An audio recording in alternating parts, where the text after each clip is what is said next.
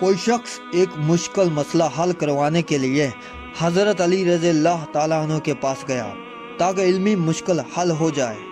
حضرت علی رضی اللہ تعالیٰ عنہ نے اسے علم و حکمت سے جواب دیا۔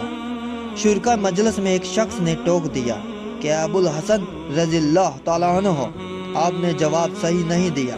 یہ سن کر حضرت علی رضی اللہ تعالیٰ عنہ کو صدمہ ہوا، نہ غصہ آیا، فقط یہ فرمایا کہ اگر تجھے صحیح جواب آتا ہے تو بتلا دے۔ اسے جو معلوم تھا اس نے اس سے بتلا دیا، اور حقیقت یہ ہے کہ جواب بہت خوب دیا۔ ہم اس حق کو چھپا نہیں سکتے۔ حضرت علی رضی اللہ تعالیٰ عنہ نے بھی اس کا جواب پسند فرمایا اور کہا، اس نے مجھ سے بہتر بات کہی ہے۔ نہ بھولنے والی ذات تو بس ایک ہی ہے، یعنی اللہ تعالیٰ۔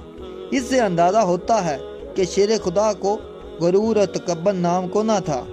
آج کل کا معمولی سا منصب دار بھی ہوتا تو اس طرح دخل دینے والے کو سزا دیے بغیر نہ چھوڑتا۔